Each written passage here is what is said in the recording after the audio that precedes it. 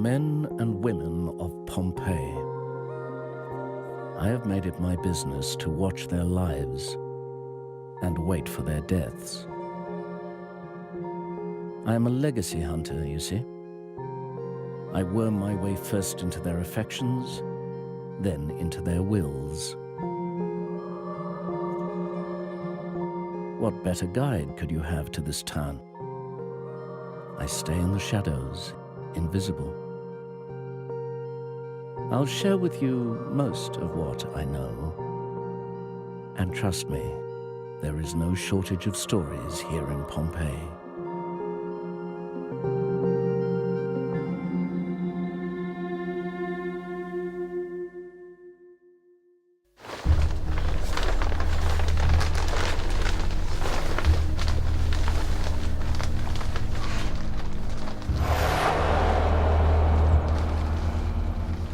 On August 27th, 79 AD, the town of Pompeii was buried under lava and ash when Mount Vesuvius erupted.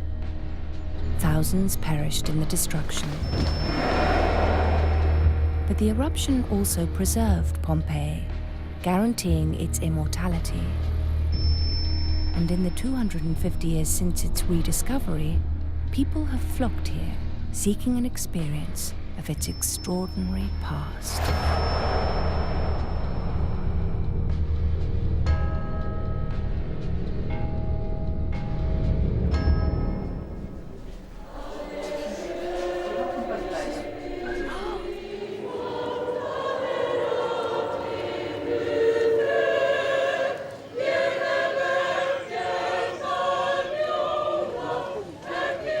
It's possible to connect with Pompeii in a way that you can't with any other ancient site. The streets are preserved, the buildings extend over one's head, you can walk on the sidewalks, you can seek the shady side when it's extremely hot and sunny. Pompeii is incredibly vivid. This is a place which looks like a city to them. This is where somebody had their shop, this is the brothel which people went to. They go to see this very complete place. There's nowhere else in the world that gives you the sense of being inside a Roman house like Pompeii. It gives a sort of virtual reality effect.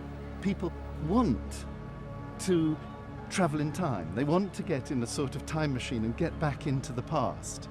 And Pompeii creates the illusion that you can step back into the past, step back into the skins of people in the past and know what life was like.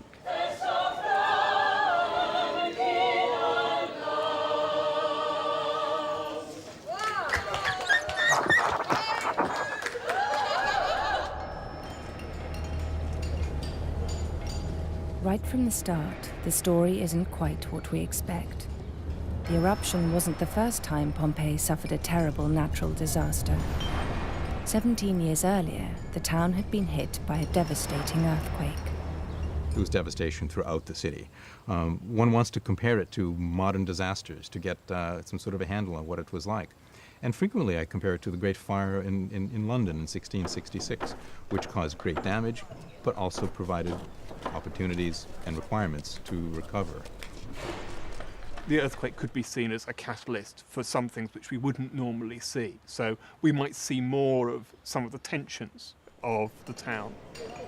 In a way, an earthquake presents opportunity for social mobility. It's an opportunity for a town as much as a tragedy. Some people get richer, some people are devastated by it. This is the story of Pompeii in its final years, of the dynamic and ruthless society that emerged in the wake of the earthquake. It's a society whose characters and voices we can conjure up by drawing on archaeological analysis and on a variety of contemporary sources. Fragments of memoirs and court records survive, as does a wealth of literature and satire from the time. Making careful use of what we know for certain, we can start to imagine the private lives of Pompeii.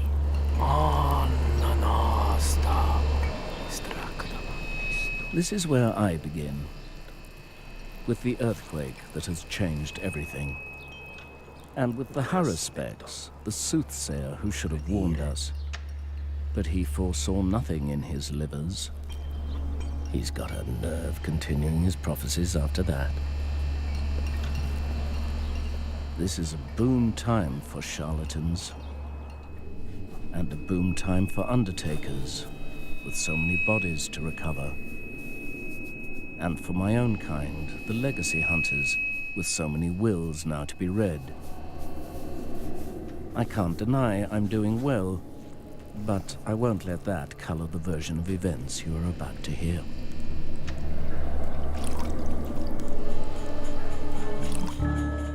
The story of Pompeii in these years exposes all the fault lines of Roman society. The old order started to crumble.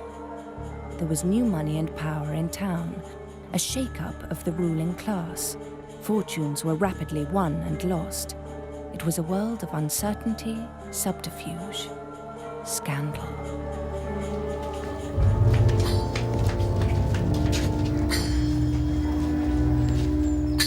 These are strange days.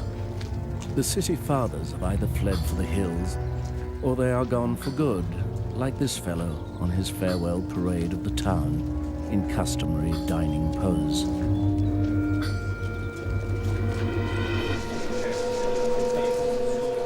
For the rest of us, it's grab what you can, and for once there's nobody to kick you back down.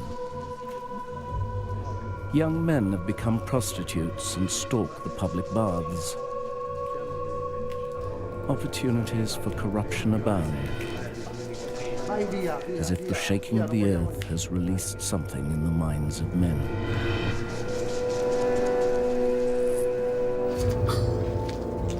Some adapt better than others. Here's a fine example.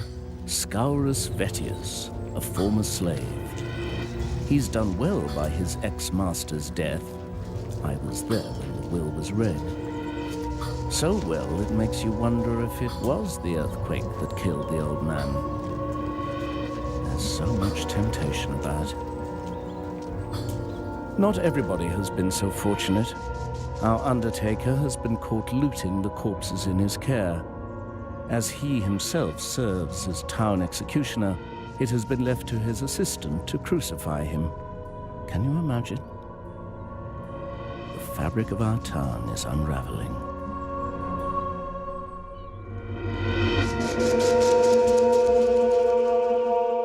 In the social fabric of Pompeii, there were three distinct levels. At the top was the aristocratic elite, and at the bottom were the slaves. But the most dynamic and ambitious people were the freedmen. Former slaves set free to make their own way in the world. They did this brazenly, and often with such success that they posed a threat to their superiors. The wealthy freedman is the stock type, and of course our best instance of this is the freedman in Petronius' satire, Trimalchio, who is brilliantly displayed as vulgar, way over the top, archy millionaire showing off, and absolutely shameless. To what degree this kind of caricature shows that the people writing it are feeling threatened by vulgar millionaire freedmen, I don't know, but it's pretty obvious.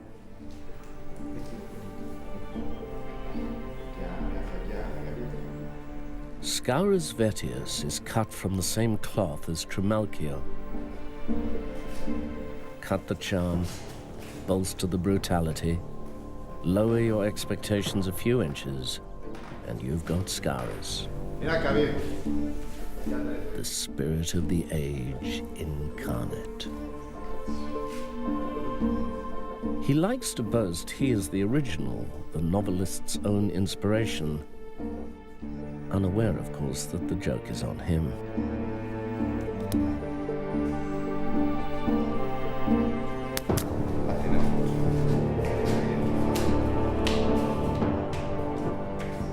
He's only been freed a few years, and look at him. A natural, an entrepreneur with ideas above his station.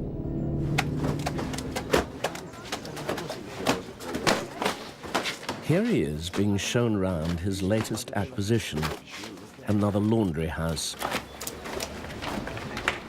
Scaurus started in fish sauce. he was soon swimming in it. Then, at a stroke, he sold up and went into fulleries, the laundry business. They said his wife had had enough of the smell of fish. It's proved a wise move. With the town water supply broken in the earthquake, the fullers are selling up cheap. And Scaurus is there, waiting. His recent inheritance has positioned him well for some empire building. He has new territory to mark. Scaurus is one to watch, I'm telling you. What we see in a lot of literature is a certain amount of anger about the freedmen.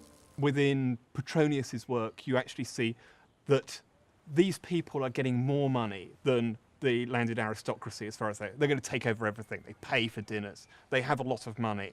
And it's going to be their sons on the town council, which is the other worry. This is the family Terentius, father and son. Their name has figured among Pompeii's great and good for generations. But now the father presides over declining fortunes and a useless son who seems intent on drinking away what's left. The elite members of society held stature. They had a status that was higher than other people in town, than freedmen, than slaves, certainly. And that was the key thing. They were known for their position. They were respected. Generally, there was some connection between wealth and status, but they were not really the same. One achieved status through family connections, through achievements in holding public office, in benefactions to the city, buildings, games in the amphitheater. One achieved status by giving favors to clients, and of course money ties into all of this, but status and money were not the same.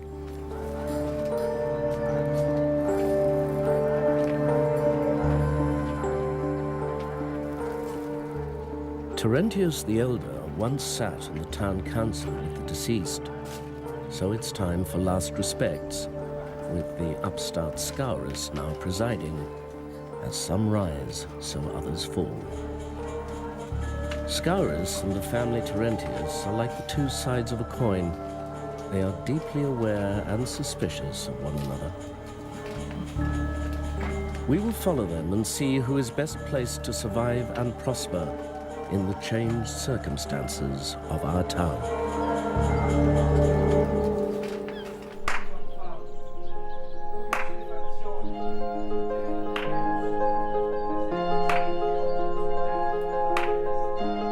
Here is Terentius the Elder at daily exercise with his old cronies. His head slave reads them philosophy as they go. A nice touch, don't you think? In retirement, Terentius still likes to make a show of his position. He was once involved in running the town, one of the old guard. Now his sights have been lowered to his own household. He just can't give up those old authoritarian ways. The father was the powerful dominant figure in Roman society, just as the emperor was acclaimed and worshipped as the father of the Roman state. So every Pompeian household was ruled by its own little emperor, the paterfamilias, the father of the household. Legally, his powers knew no bounds.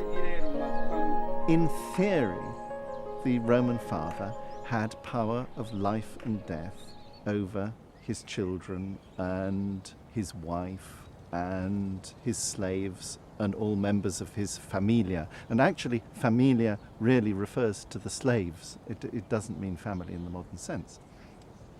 So you can construct a picture of Roman paternal authority that is enormously strong.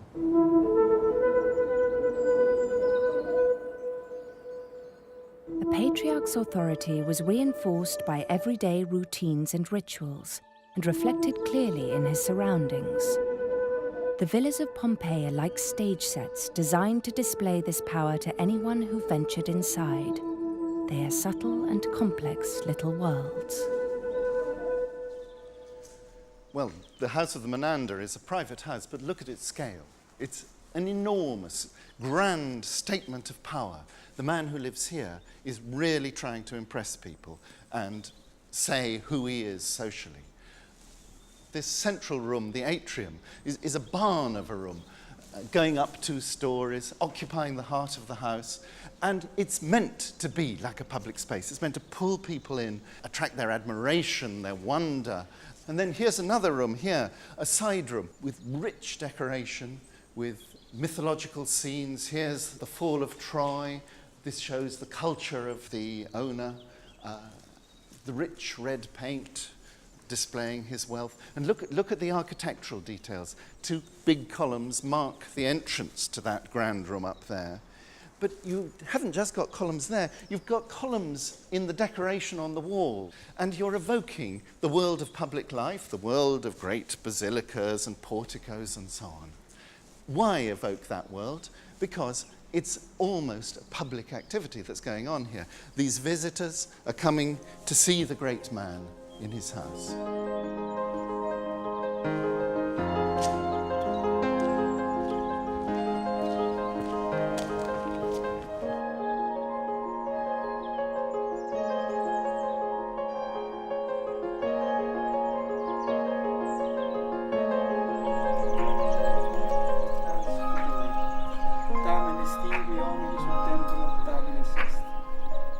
The weekly shows of strength at the house of Terentius seldom go according to plan. The thorn in the old man's side is his son Gaius, his only son, something of a rebel and drunk as usual. The pair of them carry on like a couple of fishwives, and the old man is determined to break him. The interfering old man is a stock character in comedy, and obviously in many families the head of the family must have taken his role very seriously to the extent of micromanaging the activities of everybody else in the family.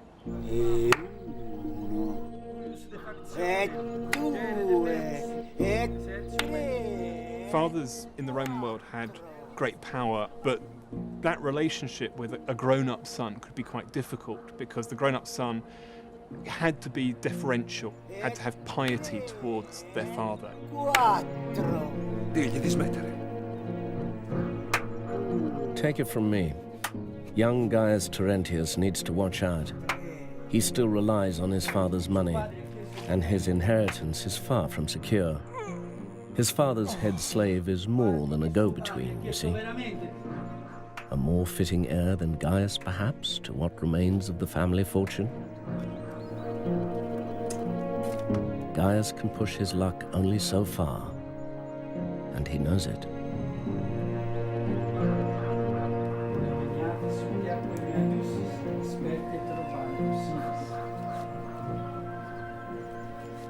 Within the hierarchy of Roman households, slaves could be far more than they appeared. What's very striking is the freedom with which slaves seem to act. Businesses ran on slaves. Who do you leave in charge of the shop? Who's looking after the babies? A slave was a member of the family. There is a frustrating lack of evidence about individuals' experiences of slavery. Even the houses are designed to make their slave inhabitants invisible. The back of the House of the Menander, the architecture's set up to distract our attention. We're not meant to look round the corner here, because here is the invisible part of the activity of the house. We've got the slave quarters here, and you're suddenly into a completely different world. The fine decoration falls away. We're into a narrow passageway. It's all very crude. The plaster is crude. Dark rooms on either side. Complete contrast to the world of the other side. Here's a set of amphorae, of wine containers that have actually been gathered from elsewhere in the house. Little dark rooms, and then down this very narrow corridor, you can see there are rooms up above too, but little rooms down here which are either for some practical purpose or rooms in which the slaves can sleep. As long as the Roman Empire was expanding, each new conquest could be relied upon to open up a fresh supply of slaves. At the time of Pompeii's destruction, there were between 2 and 3 million slaves in Italy. Their role may have been significant, but they were completely without formal rights and status, entirely dependent on the whims of their masters.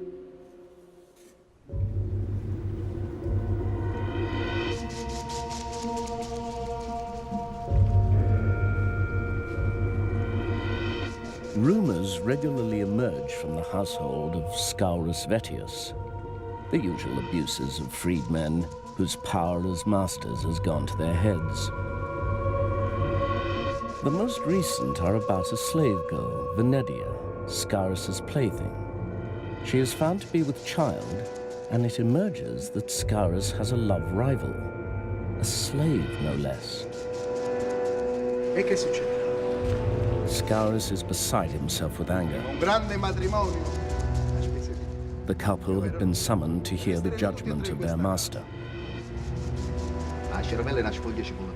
He will certainly not countenance their dismissal. Their plan to marry is treated with cold scorn. They will stay separated under his authority and suffer. And at birth, the child will be sent to die of exposure.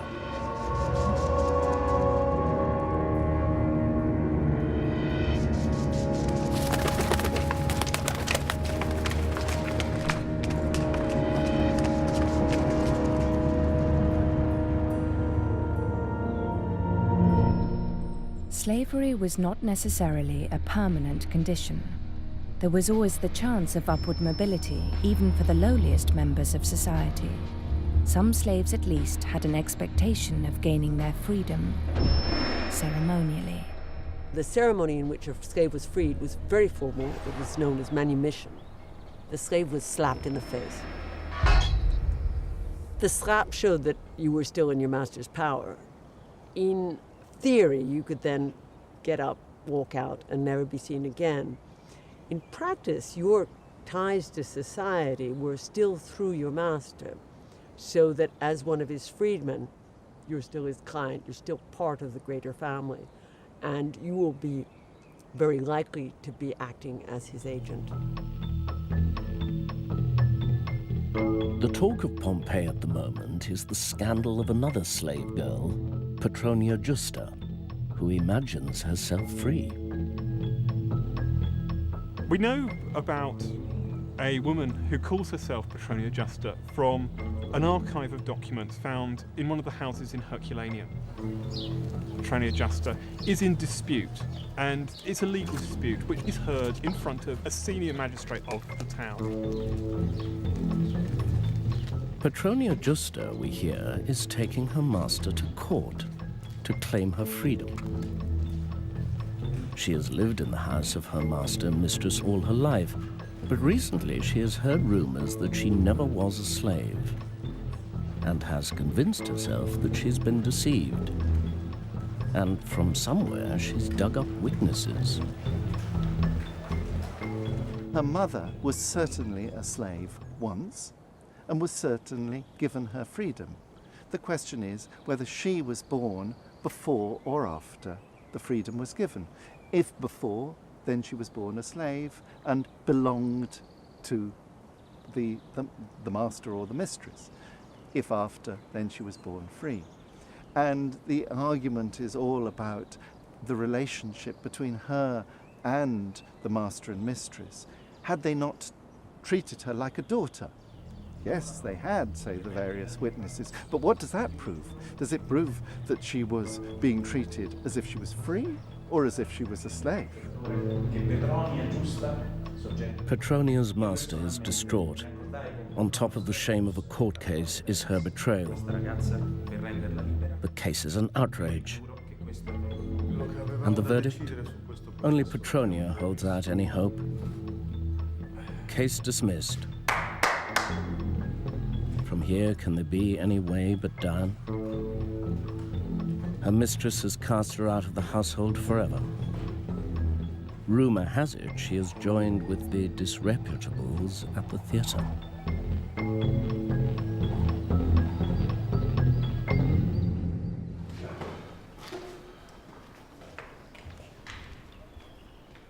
It was not just the home that was controlled by a father figure. The law courts and the world of politics reflected the same ideal. Magistrates were the fathers of the town.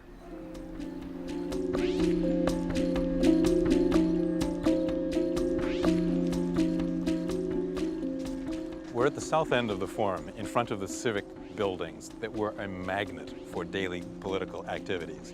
The elite who were magistrates and city councilors came to this area, as did all of those who had some dealing with the public institutions in the city.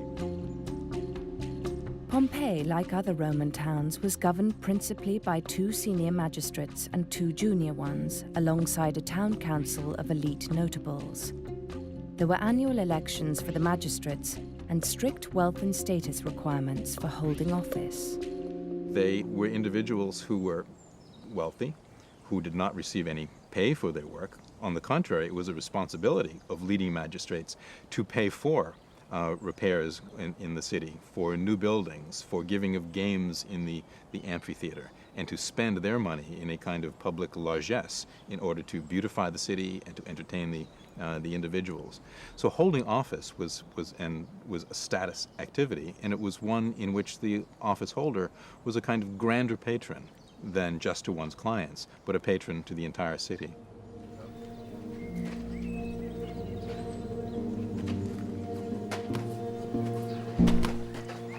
We are to have an election, our first since the earthquake, and not before time. At the house of Terentius, the news has prompted a family ultimatum. The old man has pulled strings to get his son's name on the list of candidates as a junior magistrate. Gaius, that great respecter of the law, his father has given him one last chance to save his inheritance, but only if he can win public office and restore the family name.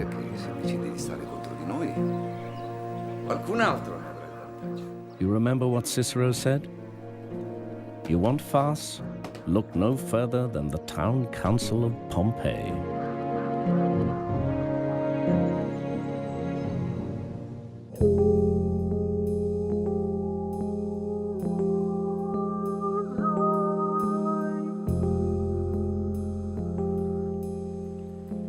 If Pompeii was primarily a man's world, there were opportunities for some women at least to attain status and establish an identity for themselves. We can put names to a few individual women in Pompeii. One of the most intriguing is Julia Felix. From the little we do know about her, we can construct a picture of a surprisingly successful and apparently modern woman. This building is known as the property of Julia Felix. We know this from an inscription that says that Julia Felix is letting it out. What she seems to be letting out is a space where the person renting it for a night could entertain his friends. This quite splendid dining room with a fountain behind the diners, decorated with scenes from the Nile, with pygmies and hippopotami, scenes that would evoke for the diners that most important space in the Mediterranean world, both intellectually and spiritually, which was Alexandria, Egypt. Now this gets reinforced, if we look this way, by the basin here, with 3 bridges over it, filled with water, which would probably bring to mind for them the Canopus, the great canal that linked Alexandria to the Nile. And then down at the bottom of this canal, you've got a room that was clearly decorated as a shrine to Isis, the female goddess whose cult was terribly popular in Pompeii at that moment. And Julia is setting herself in the center of this space.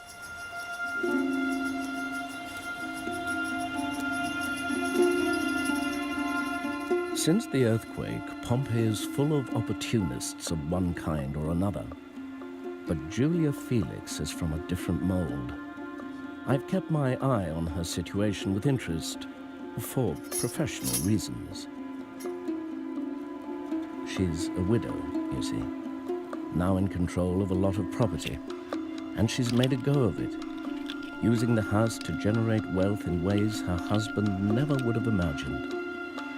She's canny. Take her devotion to Isis. Heartfelt, I'm sure, but it's good for business. Creates an atmosphere, a whiff of the exotic which people will pay for. Rumor has it she's on the lookout for a new husband.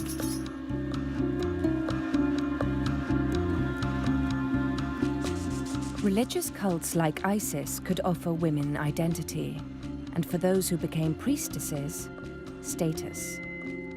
The Egyptian goddess Isis was a new kind of deity among the Roman gods, human and merciful. In Pompeii, the presence of Isis was strong. The city temple devoted to her was quickly rebuilt after the earthquake.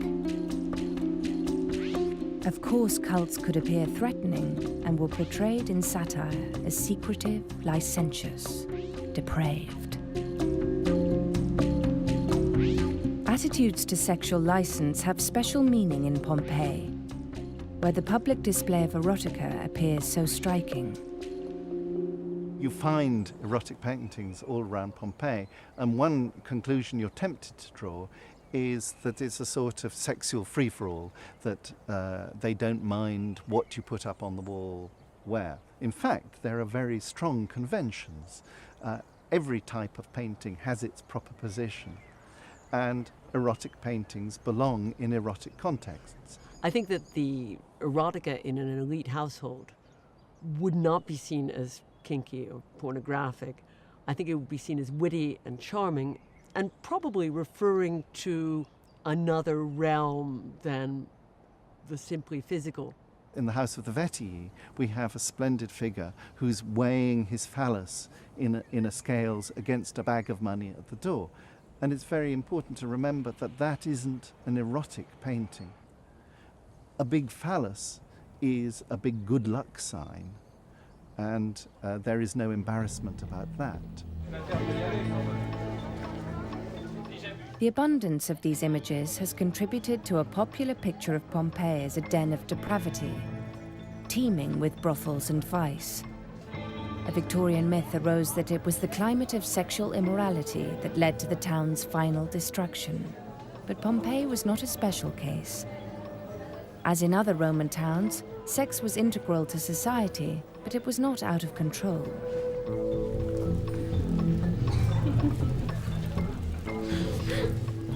Prostitution was part of the daily reality of the town, strongly identified with slavery.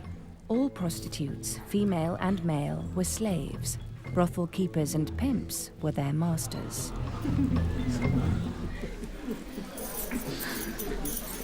One of our night establishments is advertising a new attraction, a local celebrity.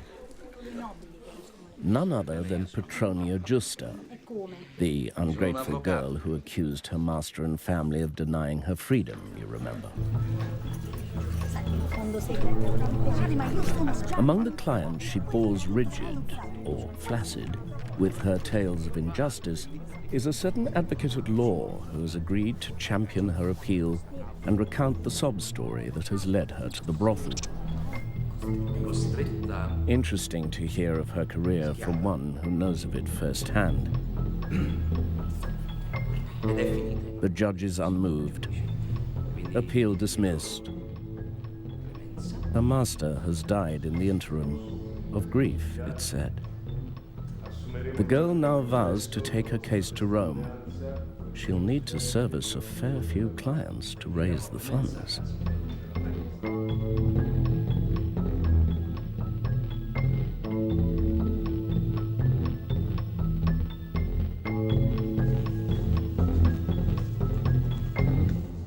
We're in the middle of Pompeii, a short distance from the very large brothel in a parallel street. The streets are much narrower, there's much greater density of population, and there are a number of very, very small cubicles for prostitution. Literally just a stone bed and a small doorway straight off the street, covered, according to literature, with just simply a curtain. It might be somewhere somebody was picked up and brought down narrow, dark alleyways. Up the street is the back of an aristocratic house. An interesting thing about this house is its relationship between the two small cells for the prostitutes and the main house itself. The house faces onto a major through route in the city leading to the Forum, but it also seems to be involved in prostitution. And we can see this quite characteristically by this cut here, where this wall has been put on at a later date. So it's been extracted from the main part of this large atrium house. And it suggests a relationship between a paterfamilias and the prostitutes here. That relationship might be one where he rents out the booths to the prostitutes or a pimp. That makes him involved in the sex trade. The other thing about this area is we're very close to the Forum, and we can see that many people, such as the magistrates, might not know that he owns this part at the back of his house, as well as that rather grand front of his house.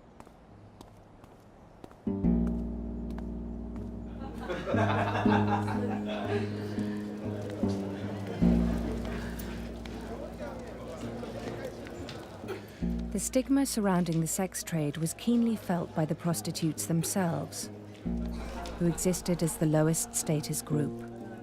But it did not tend to rub off on the clients who used them.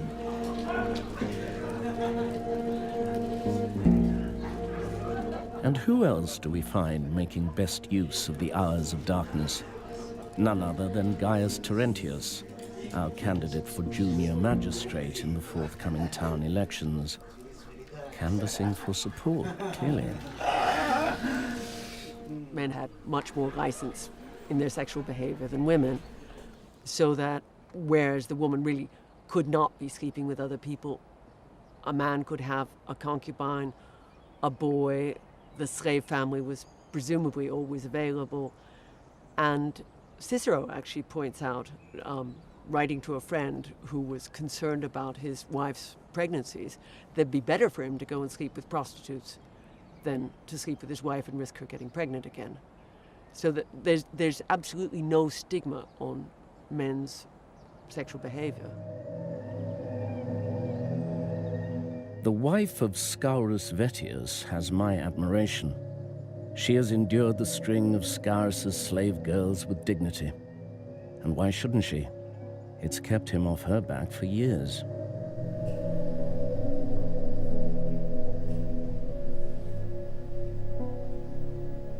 But now the slave Venedia threatens the balance. Intent on reversing her fortunes, the girl now declares the child in her belly is her master's own. It's ingenious. She has nothing to lose and plenty to gain. The Haruspex, our local fortune teller, has been called. If her claim that it's a boy can be substantiated, then the fortunes of the two women can quite easily be reversed.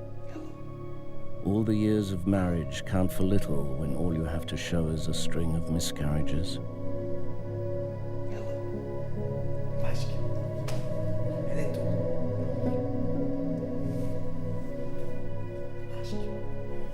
The most important thing that a woman could do was to produce children in some quantity. And in fact, I think that the mother is much more valued, especially the mother with many children, than the virgin bride. You have much less idealization of the young bride than you do of the matron with lots of kids. Aside from giving birth and successfully rearing children, there was another element in the pattern of women's lives that could alter significantly their status and their prospects. This was the death of a husband. The only moment when a woman could be seen as really emancipated is when her husband dies. Up to then, she always had a guardian. She was always controlled by some male figure. We can see women acting on their own and controlling their own property with far greater regularity when they're widowed than before. The mysterious Julia Felix has finally found her man, so it appears. A source of disappointment to me, but there you are. He is Marcus Petilius Obelius, newly retired from military service and recently arrived in Pompeii looking for a property in which to settle. Julia has taken him under her wing. Their feelings are clear. Despite the fruitful independence of her widowhood, she is ready to remarry.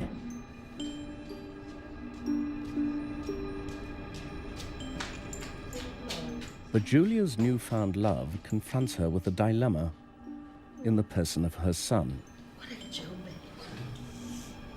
For all the friendliness Marcus extends to him, they are a threat to one another.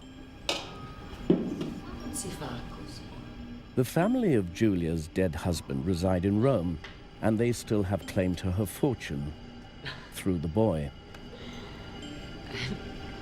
She has no power to control her succession unless she changes her situation and remarries.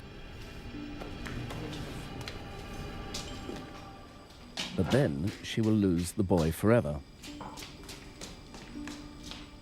So she has a decision to make, her son or Marcus.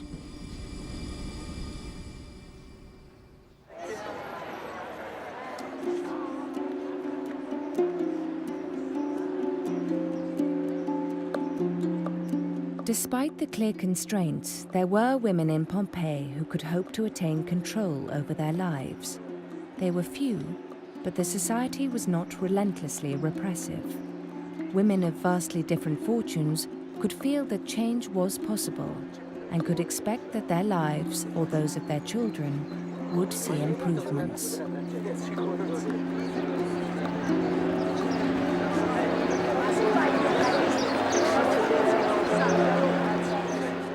Julia Felix has not hesitated.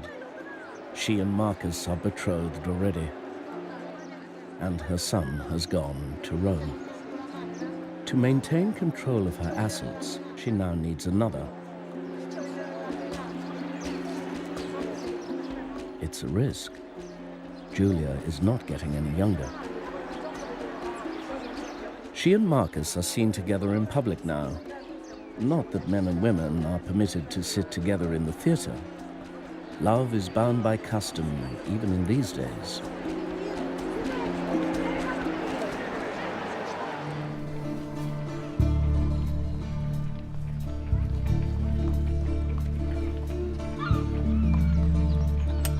Down here by the port, you get a very different picture of Pompeii, among the wharves and the warehouses, where the trade is unloaded from the ships in the harbor and stored.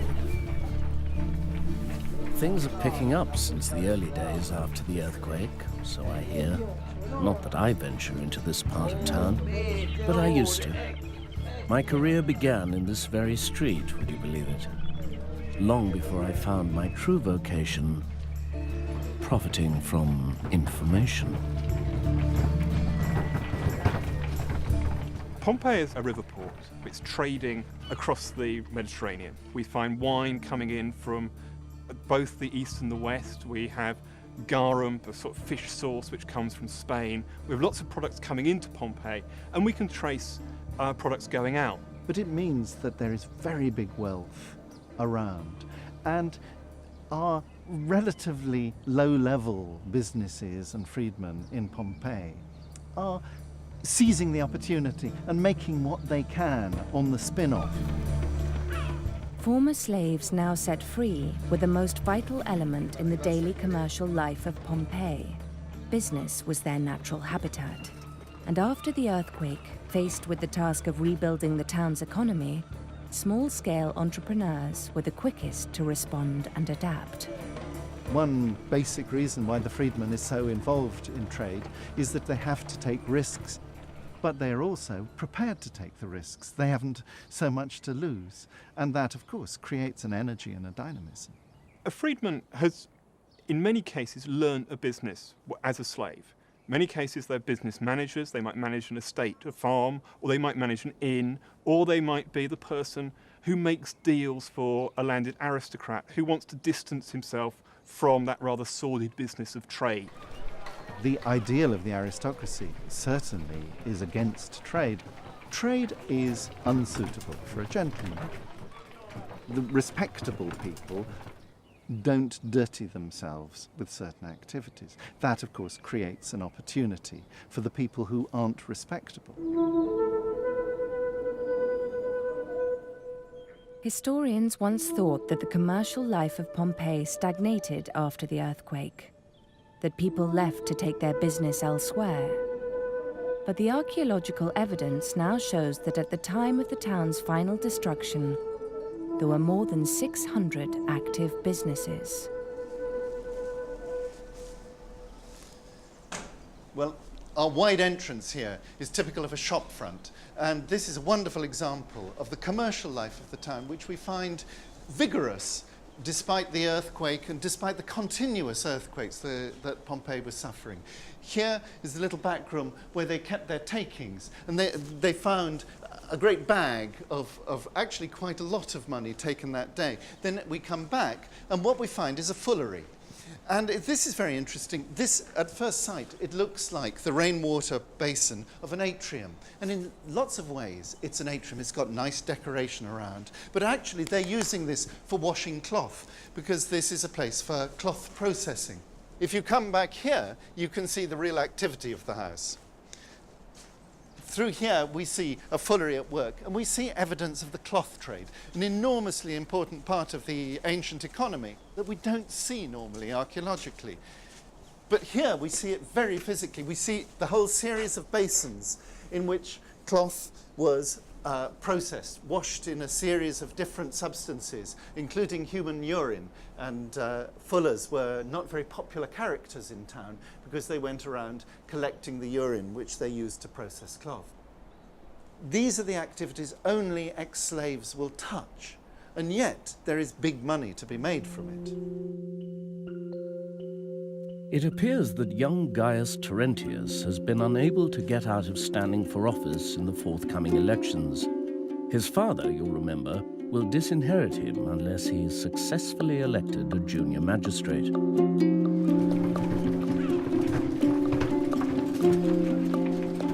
This is no easy task, especially for someone of Gaius's limitations. It means finding significant funds, and quickly.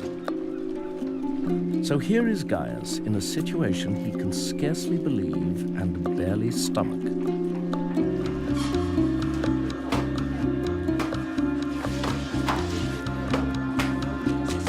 There's a chance of a sponsor, you see. It's none other than Scaurus Vetius. The irony is worth savouring. The noble Gaius Terentius summoned to a stinking fullery. But with a man like Scaurus, there's always a price to pay for even the merest sniff of financial support. What interests him is the city's water supply, not properly repaired since the earthquake. If the water were to be restored in a way that favours Scaurus's own businesses at the expense of his rivals, then he might just be persuaded to back Gaius's campaign.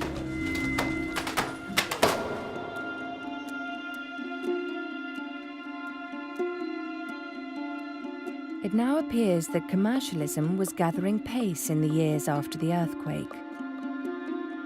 Business empires were growing. Commerce was encroaching into new places.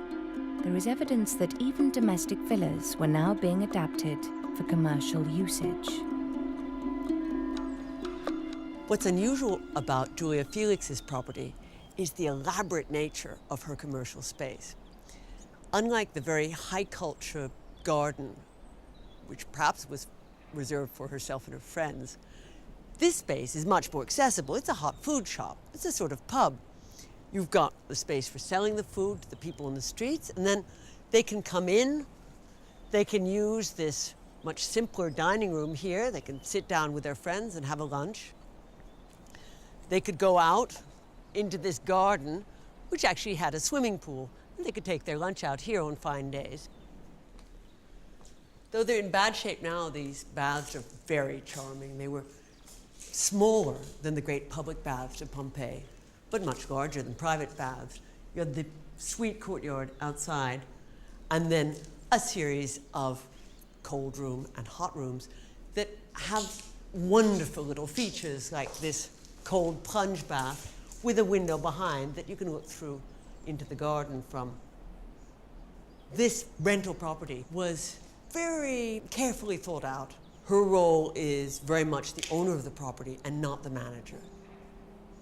But she's still, because of the really quite substantial investment I think we're seeing here, making money out of her property.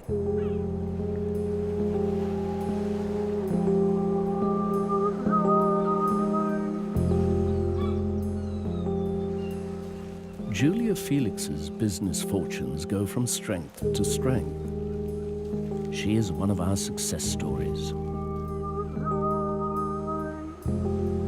Her new husband, Marcus, is wise enough not to try and impose his will on the situation. He has even now joined her in her Isis devotions.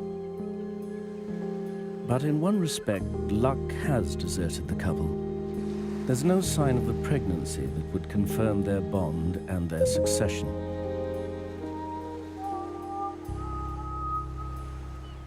They have committed their fate into the hands of the goddess, imploring her intervention with offerings.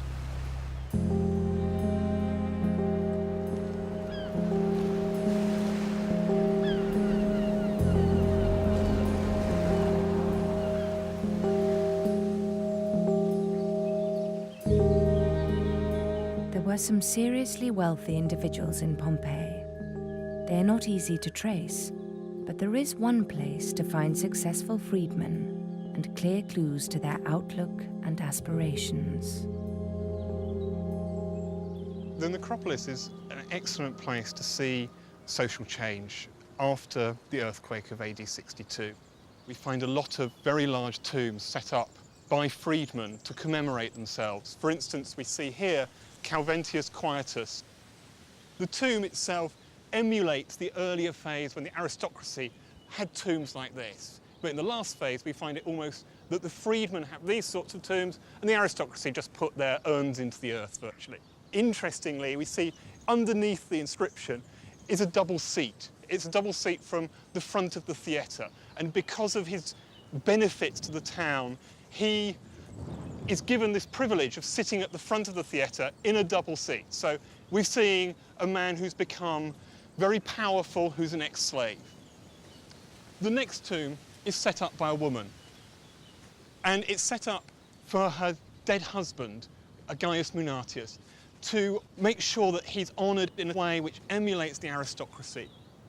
Her face is on it. She's quite a powerful woman. Maybe as a widow, she has an identity. But around the side is a scene of a ship which links us in to where this guy gets his money from. He could be trading from Pompeii with Rome.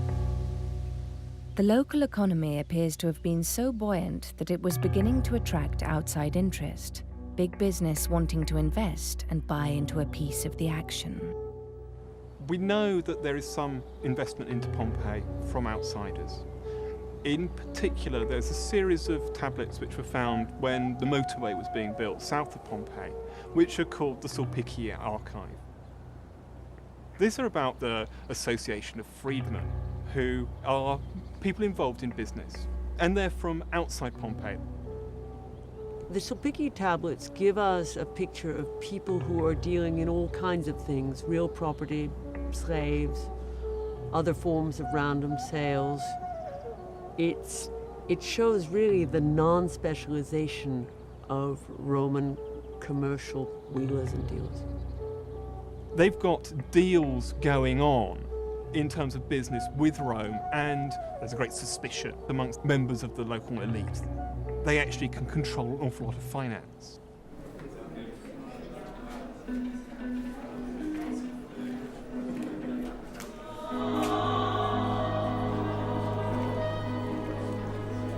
The day has arrived when our candidate, Gaius Terentius, is to learn whether he has found a patron and a backer for his campaign in the shape of Scaurus Vettius. He has been summoned to Scaurus's early morning reception.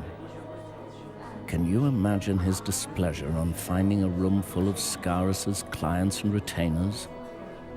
The realization that he will have to wait in line to receive news of his patron's decision.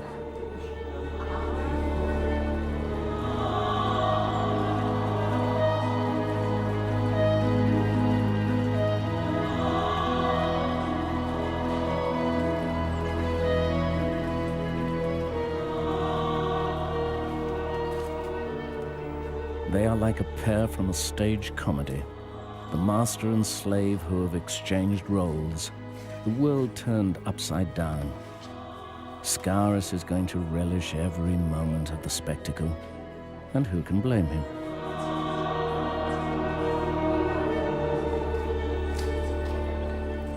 From the point of view of the owner of the house, the patron, the early morning salutation, the reception that takes place in this space is the moment when his social credibility is put to the test. Who's waiting for him out there? Have they been waiting from dawn? A great crowd of people eager to see him? Or is it just 2 or 3 sad old retainers? So he wants to know, because in that crowd of people, the clients who come to see him, is the sign of his social standing. And he's got to stage this. It's a big performance. He's framed himself in these columns, in this grand room, and he's going to appear at his finest to the waiting crowd. So all the architecture conspires to make the patron the grand man.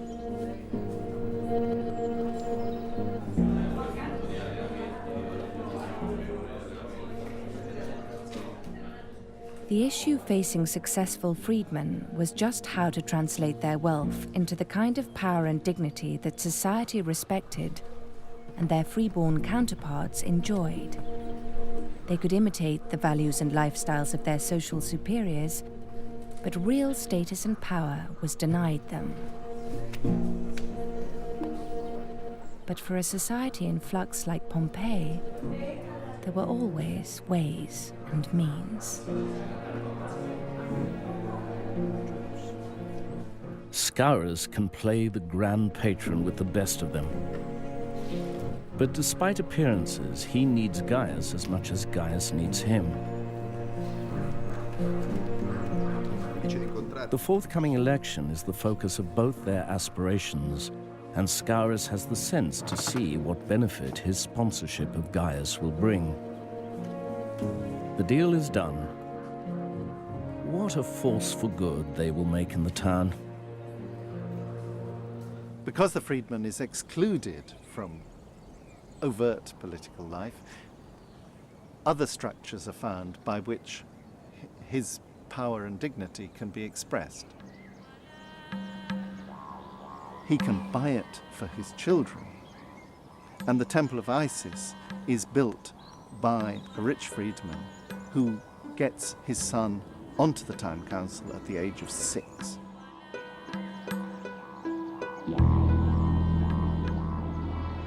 You don't have 6-year-old decurions.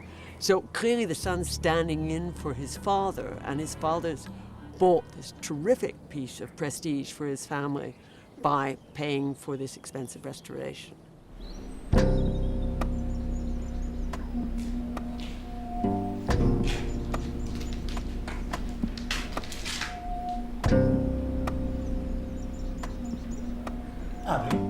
A mysterious casket has been delivered to the house of Terentius. A gift, it would seem, for the young candidate from some well-wishers. A strange-sounding bunch, the Sulpicci associates from out of town. They are keen to meet with Gaius, it appears. They have a certain proposition to discuss.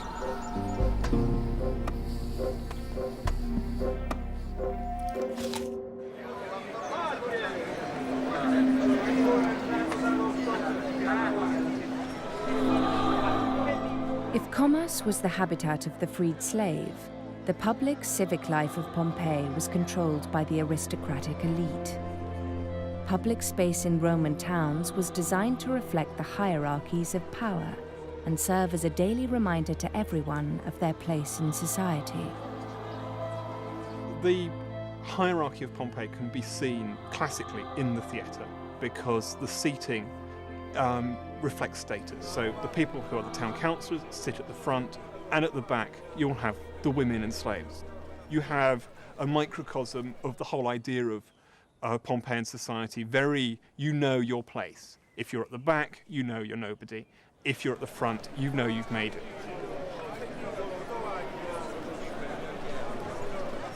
I am witness to an outrage that has been committed in Pompeii, a genuine injustice.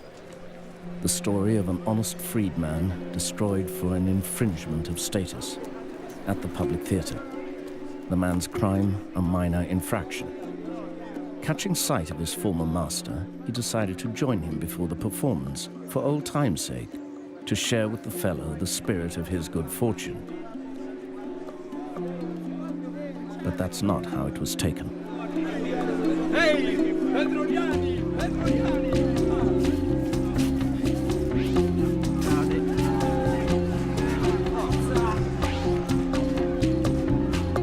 For this misdemeanor, the man has been sent in front of the senior magistrate, and an unbelievable verdict delivered. Stripped of his toga, the man is sentenced to exile, far outside the region, with no right of appeal. His property becomes the property of the town council. Can you believe that? But the magistrate is thick with the master, you see. Talk about the pulling of strings. In the modern world, we talk about a glass ceiling. For the ancients, the ceiling was much more a cement ceiling. You couldn't even see through it. The freedman knew that he had a limit. The aspiration was that the next generation might go beyond that. But one of the main goals of the system was to maintain the status quo, so that those with status would keep it and be very cautious about who was admitted into that level. Avanti di più. Non abbiamo tempo. With all the opportunities for mobility and advance in the years after the earthquake, to what extent did the traditional elite cling to power in Pompeii? The town councillors were clearly experiencing some difficulties with their authority and the rule of law. We know of land ownership disputes and the looting of public buildings.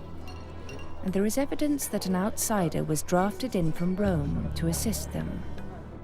His name was Suedius Clemens.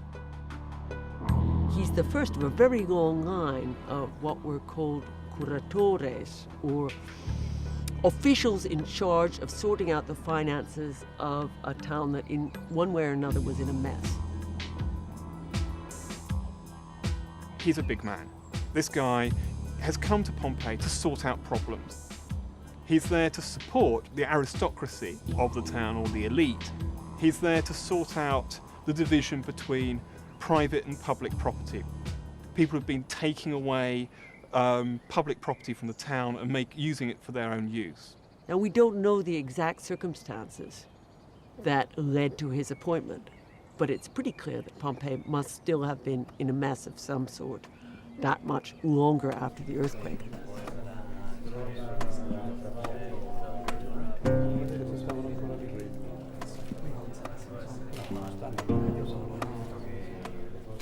The man of the moment, Gaius Terentius, has come to the suburban baths, looking for representatives from the Sulpici associates, wealthy investors and possible rival patrons for his election campaign. But Gaius's reputation precedes him, and before the investors identify themselves, a test of probity has been arranged with a prostitute from the baths. Remarkably, it appears that Gaius has passed. How the man has grown in stature of late.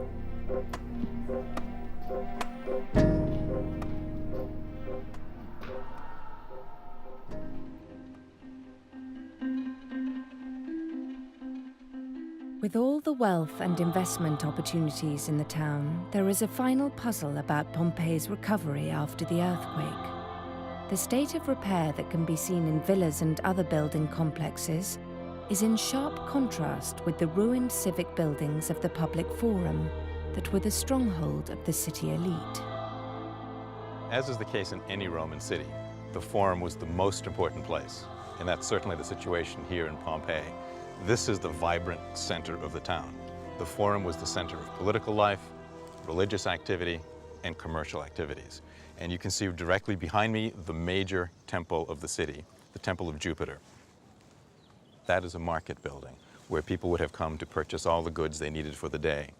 While at the very southern end of the Forum, there are the civic buildings where the magistrates would come.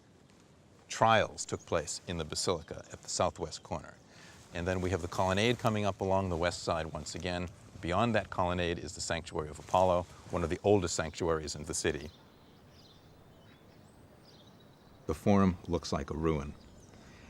And this has led scholars for generations to conclude that the Forum was never rebuilt after the earthquake. The Forum is the place where the elites build. So this leads people to think that the elite were in a desperate state. They couldn't rebuild their city center, and or that their will was not there to rebuild. The work of John Dobbins and his colleagues here has revealed that a grand program of works had begun in the great public square. Indeed, the Forum had been repaired, not just in a slapdash way to get it back into operation, but there is enough information to recover a kind of master plan according to which the city was monumentalized. And the earthquake was a kind of opportunity to rebuild in a manner and on a scale that they may never have undertaken if disaster hadn't struck.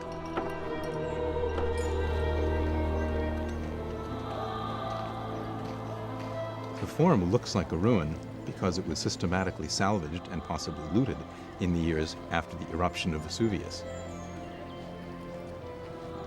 The rebuilding of the Forum certainly appears to be a reaffirmation of elite values in Pompeii, in which the city center is turned into an even grander showcase for the elite and for the activities that they performed there. The work was not complete at the time of the city's destruction in 79 AD, but the complex of buildings on the eastern side already had their marble facades. It's very exciting that the new picture emerging of the Forum is of considerable building activity in the period after the earthquake, in the last phase of the city, which shows an enormous public investment of resources in the image of the town. The first thing in a town is a sort of self-respect.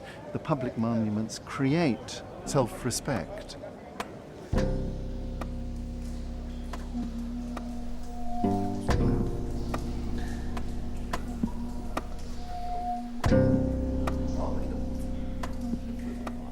With Gaius's reputation tested and approved, the Sulpicci associates lay out their proposition.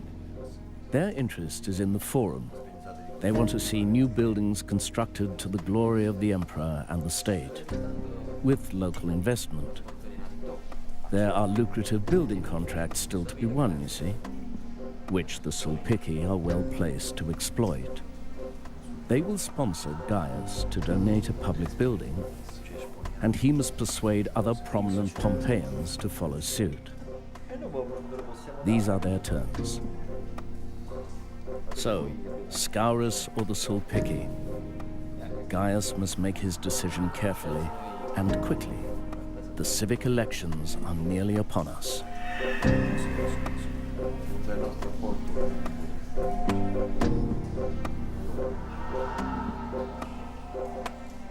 The election of magistrates was traditionally at the center of a Roman city's political life.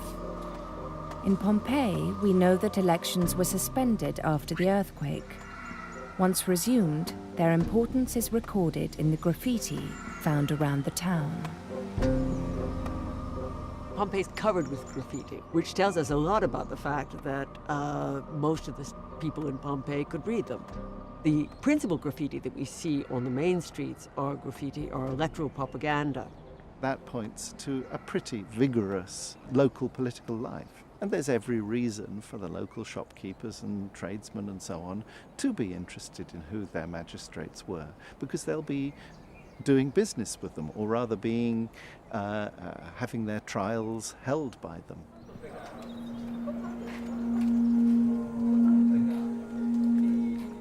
Popular interest in the electoral system itself may appear modern and democratic in some respects, but in others it was an exercise in successful control and management by the elite. Only free males voted, and there were a limited number of candidates who were from elite families and who often stood for office uncontested. So finally, it's election time, and our man, Gaius Terentius, coasts home into office. He now has significant backers, you see, in the Sulpicci. And until now, Scaurus has no inkling that he's been double-crossed, left high and dry.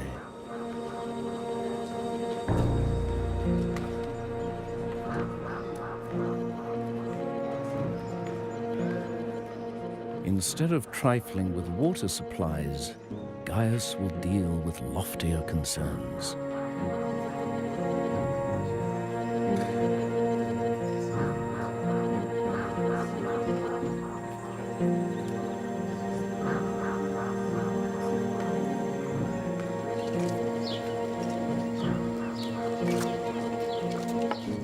The earthquake had transformed the shape and the character of Pompeii.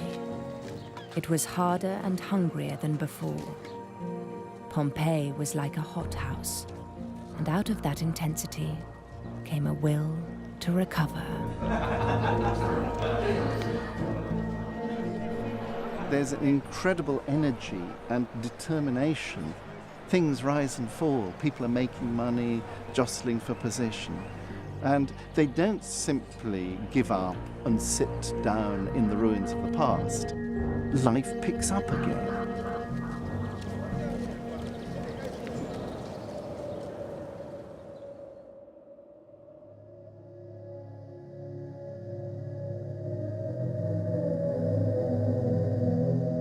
That's the way I'll always remember the city of Pompeii, my home, where fortunes continued to rise and fall until the end.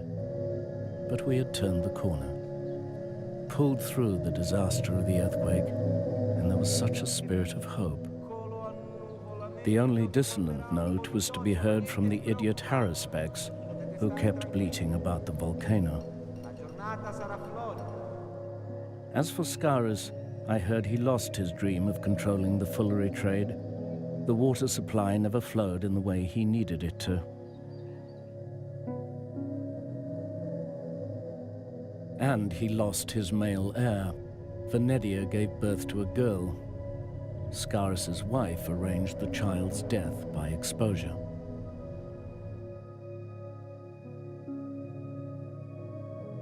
Gaius Terentius duly took office as his father had wished and preserved the family name. But by then the old man had given in to dementia and lived the rest of his days a hopeless dependent with no idea of his son's achievement. The issue of inheritance remained open for Julia Felix and Marcus. There was no son, but they were happy. They recovered a baby girl from the exposure site, and her smiling face was enough for them. And as for me, I was the freedman persecuted at the theater. Perhaps you had guessed. My punishment of exile turned out to be my salvation. I was the only one who survived the final catastrophe of Vesuvius. And before my departure, I wrote this testimony about my town to be delivered to the Roman investigator, Suedius Clemens, as my farewell to Pompeii. And now you have heard it all.